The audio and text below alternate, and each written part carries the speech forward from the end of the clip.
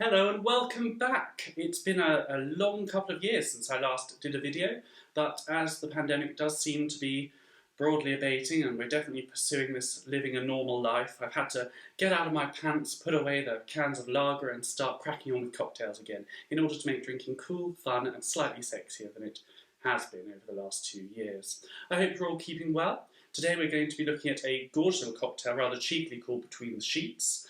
It originates in the 1920s, and as we're once again in the roaring 20s, in that recession is looming and so is a world war, I thought we'd hark back to those golden times and have a sample of this classic, elegant cocktail. It's incredibly simple. We're only really looking at 4 parts, all equal, with a little extra addition of some simple syrup. This cocktail originated in the 20s, as I said. It was Harry's Bar in Paris, which was the place where it was developed, and it was a riff of something called the Sidecar, which I've done a previous video for. I would link it, but I don't know how. Have a look. We start off with our shaker full of ice, which is always a good friend. We've got a classic cocktail glass here, a martini glass. Hopefully you all have that. If not, you can use champagne flute like they do in restaurants that don't love themselves. But please just try and be better. You can buy them quite cheaply. And we're going to start with our lovely light, I had to remind myself there, our lovely light rum. You can use any light rum you want, because in this cocktail none of the flavours are particularly important. So while I'm sure every brand would say ours is the best, sometimes you can be a bit realistic about it and just get whatever you've got. Shot of Cointreau, you can use semi-sec if you prefer, anything that's got an orange sort of liqueur-y taste to it, because that's some lovely sweetness, which we're then going to balance with my old friend lemon juice. You can actually use lime juice for this if that's your preference. I think it's nice with the lemon because we've got the very sweet orange and the very sweet sugar syrup, so I think lemon's a little sharper, but it really doesn't matter, whatever you want. Now, as you all know, I don't juice my own lemons or my own limes because I'm terribly busy, but perhaps you don't have a lot going on, in which case, do whatever you need to fill the day. Oh, and there goes my tablecloth, every time. Chuck that in there.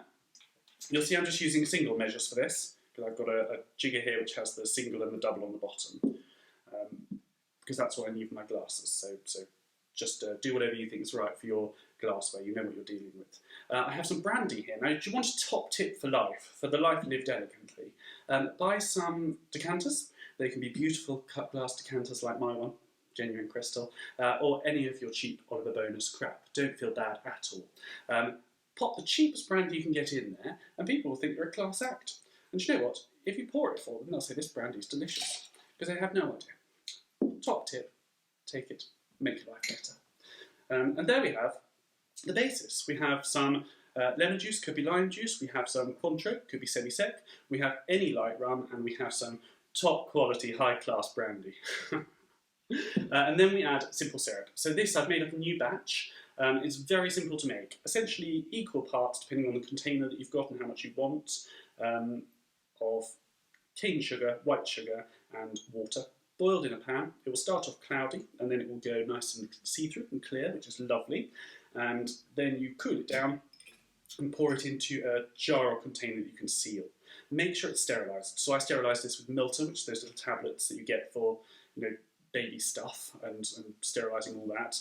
But you can just as easily use boiling water, or if you've got the right sort of container, you can put it in the oven and heat it up, and that will kill off any germs. Can't do it with these because they've got these little plastic rubber lips to them, so that doesn't work. So we need a dash of that, and a dash really is to taste. So the first time you do this, you might not love it, and then you might change it slightly. I like a glug, not a dash, I suppose I'd say. Glug, not a dash. Oh, there we go. Found. Marvellous. And then we pop the lid on this, like that, and we give it a shake. So I've not yet worked out how to shake and talk to you, and you're able to hear it. So you're just going to have to watch me reach for a glass and shake this. Lovely. That is shaken enough for me.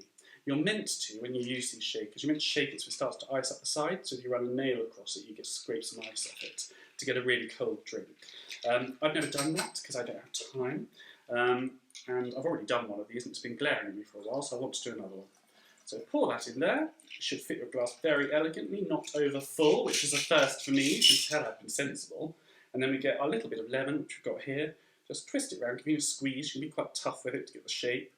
And you'll end up with a lovely lemon twist. And then we pop that in there, because a garnish makes what? A classy cocktail. And there we have a beautiful Between the Sheets. Cheers to return to normality and classy drinking.